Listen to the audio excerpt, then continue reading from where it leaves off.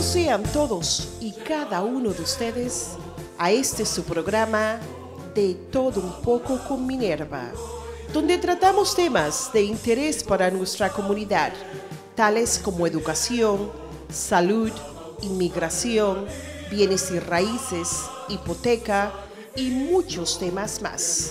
Fuimos hasta la República Dominicana a visitar el Museo Memorial de la Resistencia Dominicana, donde su directora, Luisa de Peña, nos habló sobre el museo y su función, e invitamos al museo a un centro educativo de Santo Domingo para que hicieran un recorrido con sus maestras y las facilitadoras del museo y de esta forma conocer la historia de la República Dominicana de 1916 a 1978. Así que disfruten del programa de hoy, amigos.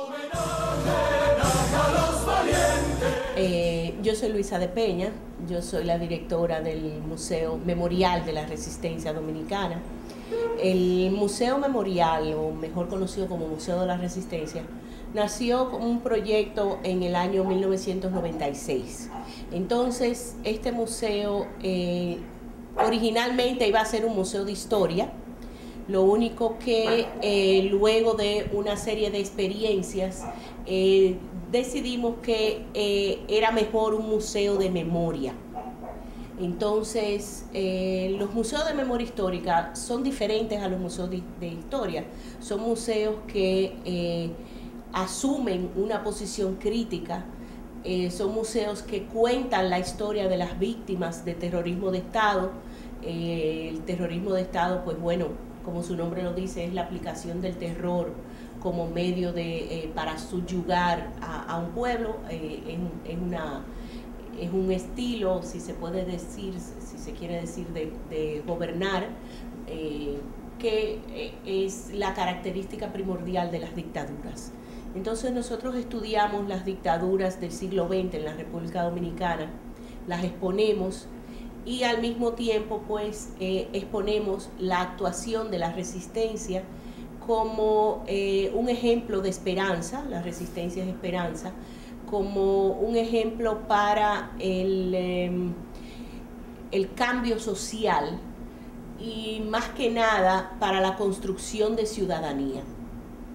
Es importante el sembrar en nuestros jóvenes no solamente la conciencia por la democracia y la defensa de los valores democráticos, sino también la conciencia de lo que son los derechos humanos.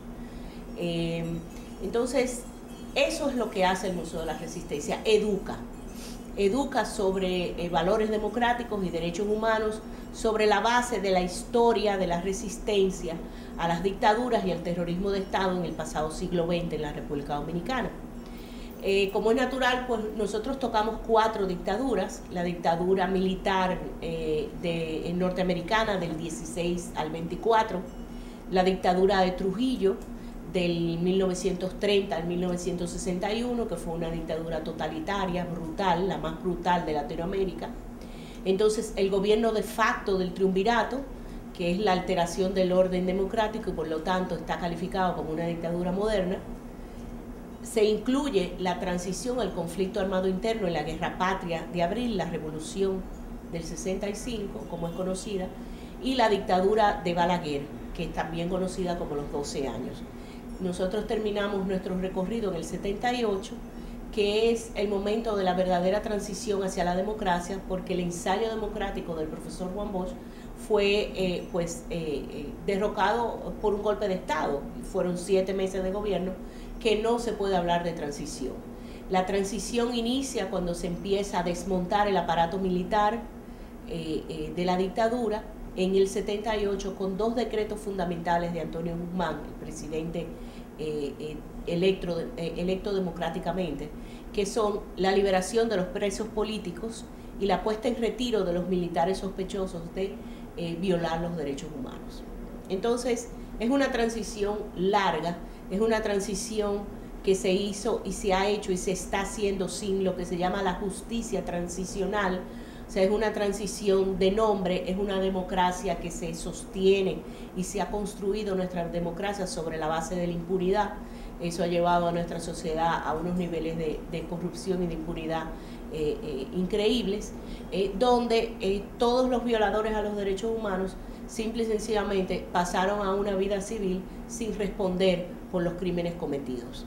Entonces el museo, una de las cosas que hace es esa, es hablar sobre que no puede haber democracia sin memoria, sin verdad y sin justicia.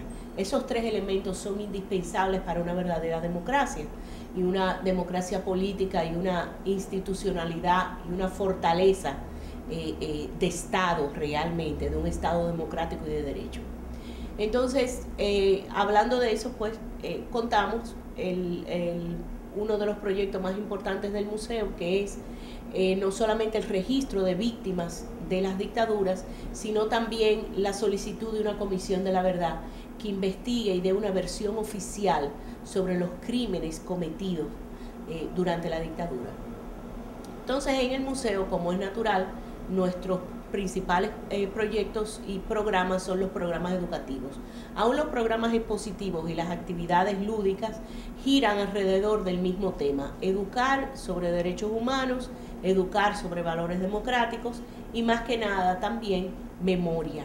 El conmemorar a las víctimas, el recordar a la resistencia y el utilizar su ejemplo como un referente para la construcción de un mejor futuro en la República Dominicana y, por qué no, también en el mundo.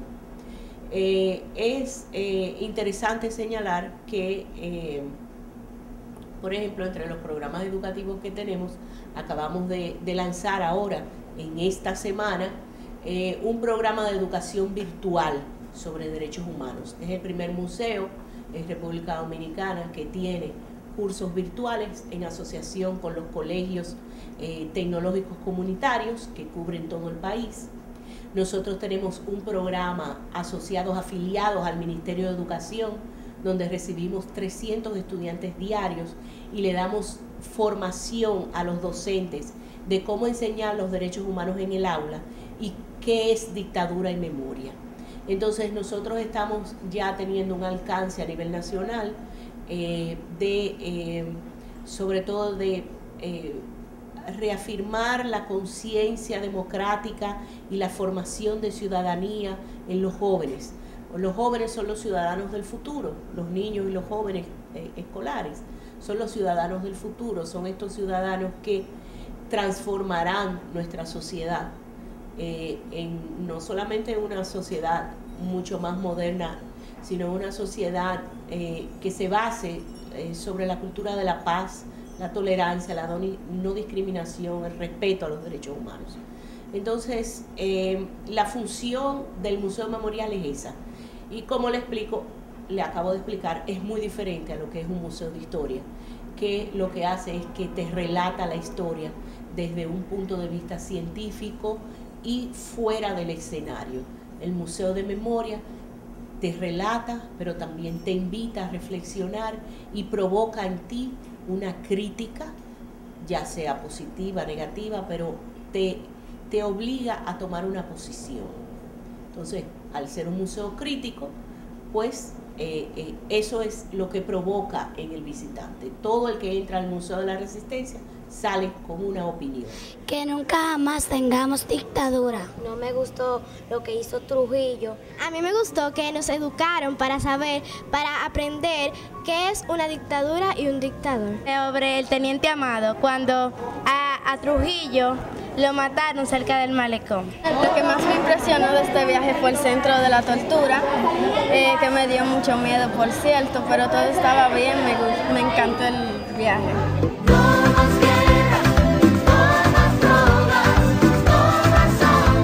Y no más muerte, más escuela, más trabajo, más amor. El Museo Memorial de la Resistencia Dominicana les da la bienvenida a este colegio Madre Mazarelo, ¿verdad? Sí. Ay, queremos felicitarla por su disciplina, por su educación. Gracias. Esperemos que ustedes le saquen provecho a la visita, que presten atención. Nosotros ahora estamos en el vestíbulo de el museo. Este museo fue inaugurado el 29 de mayo del 2011. Vamos a tener ahora en mayo 3 años. Este museo es un museo de memoria, ¿verdad? Sí. Y recoge la resistencia de esos hombres y mujeres que lucharon por las mejores causas, por las causas de los derechos humanos, la causa de la libertad, la causa de la educación de este pueblo, ¿verdad? Aquí tenemos algo muy importante que lo van ustedes a conocer, pero por diferentes grupos, porque son muchos y vamos a dividirlas, que es la pieza del mes, que está dedicada a un combatiente que se llamaba Ulises Cerón Polanco. Ahí hay una camisa que le perteneció, ¿verdad? Una foto. Y vamos a conocer, pero por grupo, ¿verdad?, la historia de esa persona tan valiosa que luchó por las mejores causas de nuestro pueblo, ¿eh? Así que vamos, sigan con esa misma atención y vamos a dividir ya unos grupitos, ¿ok? Buenas tardes. Ya mi voz está cansada, ya mi voz casi ni suena.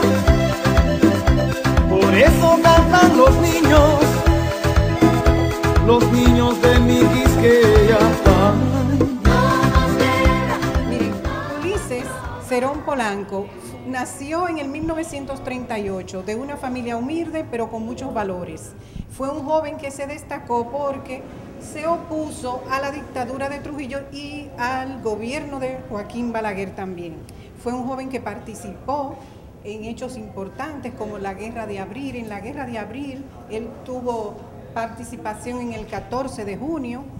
El 14 de junio fue un movimiento político que participaban muchos jóvenes. Fue un grupo de jóvenes que se oponía al gobierno que estaba de turno. En este caso, Ulises fue un joven que se destacó porque tenía mucha valentía y se enfrentaba a eventos importantes como la Guerra de Abril. También fue un militante del 14 de junio. También participó en un grupo que se llamaba Los Palmeros, que se oponía al régimen de Balaguer. Y este joven, igual que conjuntamente con los del 14 de junio, tuvo una gran participación en la Guerra de Abril.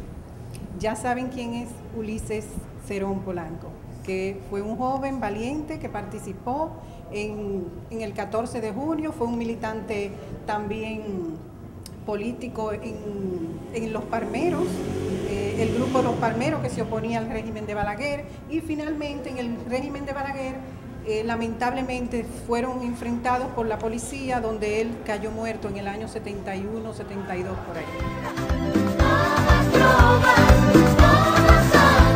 Y no más muerte, más escuela, más trabajo, más amor y más unión. Ya mi voz está. Ustedes ven aquí, el movimiento revolucionario 14 de junio.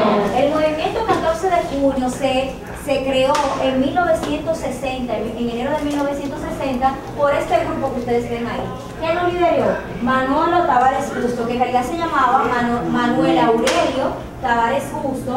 Aquí vemos a Minerva Mirabal, su hermana María Teresa, el señor Luis Escoto, que aún vive, incluso esta mañana estaba aquí compartiendo con unos estudiantes, diciéndoles su historia y todo lo que él pasó durante su vida como revolucionario, entre otros. Ellos formaron un grupo de jóvenes que se dedicaron, así como tipo la Trinitaria, con seudónimos, a crear un plan de acción de cómo dar un golpe de Estado y cómo trabajar por una sociedad mejor. Como queríamos tanto a Juan Bosch, comienza una revolución, ¿pero para qué? Para que Juan Bosch vuelva a ser presidente, porque eso es lo que quería el pueblo. ¿Ustedes conocieron a Manolo Tavares Justo? Se le enseña allí el líder del movimiento 14 de junio. Él sobrevive a todo lo que había pasado y sale a las calles y en el frente allá de la Puerta del Conde, él da un discurso que ustedes van a escuchar ahora de su propia voz, de un robot, para que no se me asusten.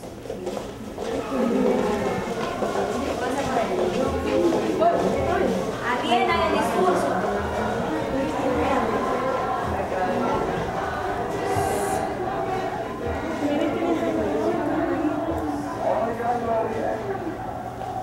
Señores de la reacción, imposibilitan la lucha pacífica del pueblo.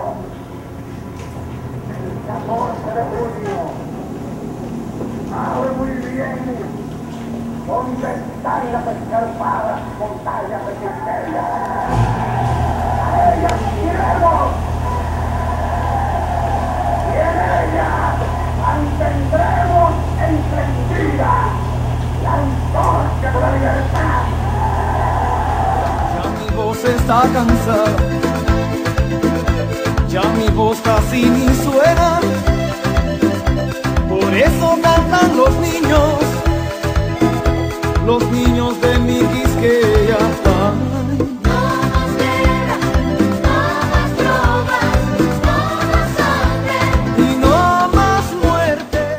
Muchas gracias, mi nombre es nuevamente Amy Puello y soy facilitadora aquí en el Museo Memorial de la Resistencia Dominicana. Estamos en la primera sala del museo que se llaman Los mitos de la era. Aquí se habla acerca de los mitos que ocurrieron durante la dictadura de Trujillo y que actualmente hoy las personas creen de esas cosas que pasaron que realmente no es así. Bueno, vamos a comenzar con nuestra economía. Todavía hoy se cree que durante esa época que había una estabilidad económica, todo eso es falso, ya que Trujillo era el dueño de casi todo, el 100% de toda nuestra economía. Aquí se puede mostrar en este panel la creación del peso dominicano y el cambio que se hizo del dólar al nuestro peso actual. Aquí se puede mostrar la cantidad de dólares que había aquí en el país. Esta fue la que fue pasada a ser peso dominicano y casi 12 millones de dólares Trujillo se lo adjudica a su cuenta personal. Aquí también se puede ver una papeleta de 20 pesos con la cara del dictador. También nosotros teníamos distintas industrias. Una de ellas eran las industrias azucareras, fábricas de zapatos, fábricas de vidrio.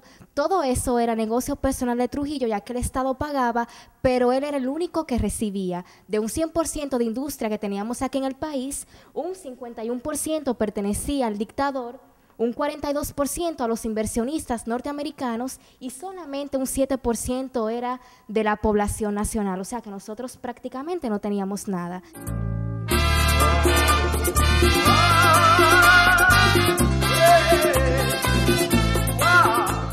Luego del PRD se fueron formando otros movimientos políticos, como lo fue el Partido Democrático Revolucionario Dominicano, PDRD, en el 1943. La Juventud Democrática, que era un grupo de jóvenes de ese mismo partido. También el Partido Socialista Popular, PSP, en el 1946. Y todos estos partidos fueron creados con el mismo fin, que era acabar con la dictadura trujillista. También en esta parte entramos con las expediciones, que tuvimos 3 expediciones muy importantes aquí en este país. Primera expedición, Cayo Confites, la segunda, que fue la de Luperón, y la tercera, la expedición de Constanza, Maimón y Estero Hondo. La primera expedición de 1947 fue una expedición fallida. Este grupo de expedicionarios venían desde Cuba en lanchas. Ellos fueron, cuando venían por el camino, ellos fueron bombardeados por la tropa trujillista y fue una expedición fracasada. En esta expedición estuvieron participando Juan Bosch y Fidel Castro. 2 años más tarde, en el 1949, se formó la segunda expedición, que fue la de Luperón. Fue una expedición vía aérea, pero también fue una expedición fallida. Aquí se puede mostrar cómo unas avionetas cayeron al mar y solamente los sobrevivientes fueron estos 5 que se pueden mostrar aquí.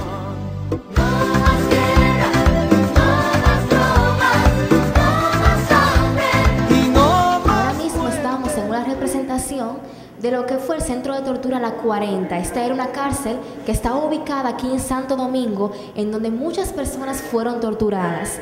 Estamos viendo una réplica de la silla eléctrica. Aquí sentaban específicamente a los hombres semidesnudos, la cual los amarraban y recibían una descarga eléctrica. Este es el tubo eléctrico que era utilizado principalmente para las féminas, en donde se lo colocaban en los pezones y en su parte íntima, y también este recibía una descarga eléctrica. Esta es una maqueta, una representación de cómo era La 40. En el gobierno de Balaguer esta cárcel fue destruida y actualmente hay una iglesia católica en donde estaba ubicada la cárcel. Se dice que todavía en el sótano se pueden ver las paredes que aún están ensangrentadas desde cuando se practicaban las torturas. Y en otro de los utensilios utilizados para torturar, con eso pullaban, ahorcaban o hacían un sinnúmero de cosas.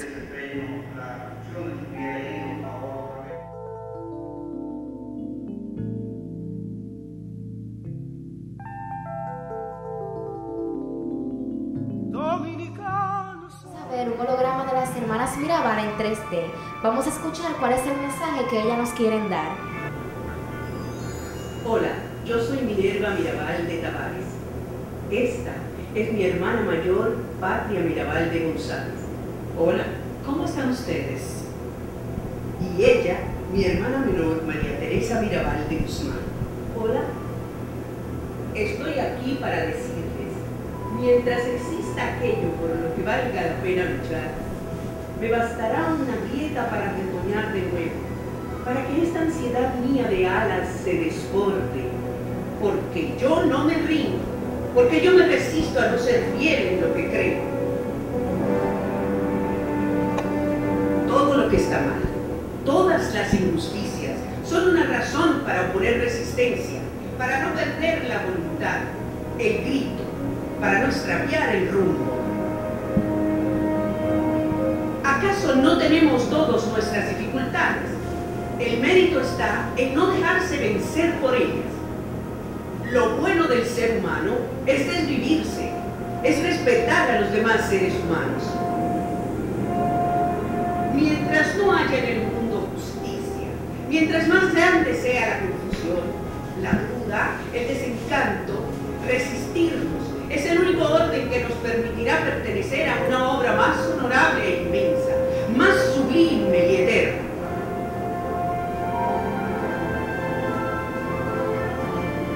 Peligros, miedos, siempre habrá. Basta no retroceder y se convierten en libertad y esperanza, en una tempestad que nos sacude, en el fuego que nutre nuestra voluntad y nos hace levantarnos cada día decididos a hacer algo bueno.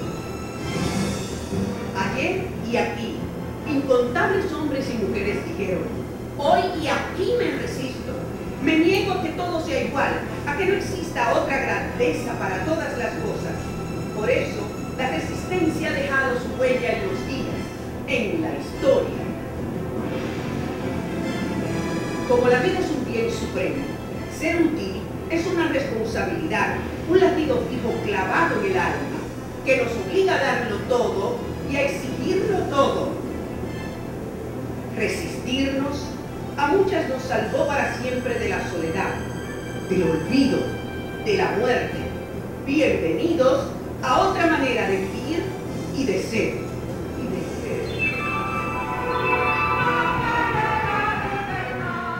Aquí estamos en la sala de Balaguer, en donde aquí fue donde él empezó su periodo de 12 años a partir del 1966 hasta el 1978. En estos paneles se puede mostrar las víctimas de muerte que ocurrieron durante su gobierno y también en el fondo listados de caídos en el periodo se puede mostrar también todas las personas que fueron asesinadas clasificadas por años y que no se cuentan los que fueron desaparecidos. Balaguer también se reeligió en el año 1970 y en el 1974. En la época de Balaguer mataron a muchos jóvenes revolucionarios dominicanos, entre ellos a Luis de Peña Pichardo. Es el padre de la directora del Museo Memorial de la Resistencia, a Henry Segarra Santos, a Otto Manuel Morales Efres, Amin Abel Hasbun. Otro asesinato cruel fue el de Homero Hernández Vargas, gran amigo de Ulises Arquímedes Cerón Polanco. También los palmeros, uno de ellos fue Virgilio Perdomo Pérez. Bienvenido Leal Prandi, La Chuta, gran amigo también de Ulises Arquímedes Cerón Polanco, íntimos amigos. Amaury Germán Aristi y mi padre, Ulises Arquímedes Cerón Polanco. A Luis Orlando Martínez.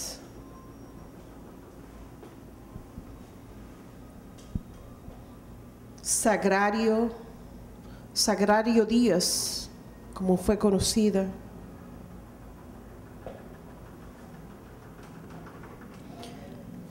Y mamá Tingó, Florinda Muñoz Soriano, conocida cariñosamente como mamá Tingó. Fue una importante dirigente campesina que nació en Villamella, Distrito Nacional, en el seno de una familia campesina. Y fue una gran luchadora, mamá Tingó. No se sabe con exactitud cuántas personas él mató, cuántas personas desapareció, pero aquí por lo menos hay una idea de algunos nombres de tantos miles de jóvenes que querían una República Dominicana con libertad, paz, que dieron su vida para que nosotros hoy los dominicanos tengamos una mejor patria. Y si hay alguna persona que está viendo este programa y sabe de alguien que mató el gobierno de Joaquín Balaguer, pues ustedes pueden comunicarse con el Museo Memorial de la Resistencia, donde ellos a esta lista de caídos le van añadiendo los nombres.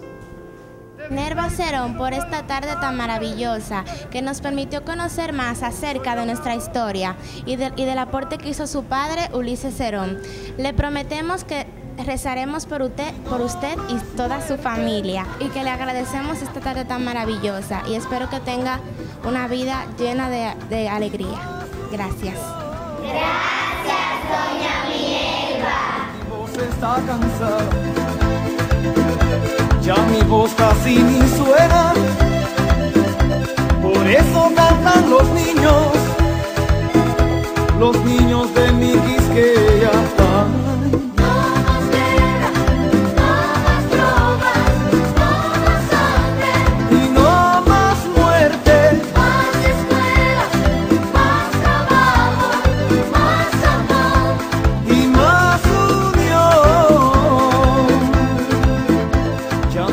Está gastada.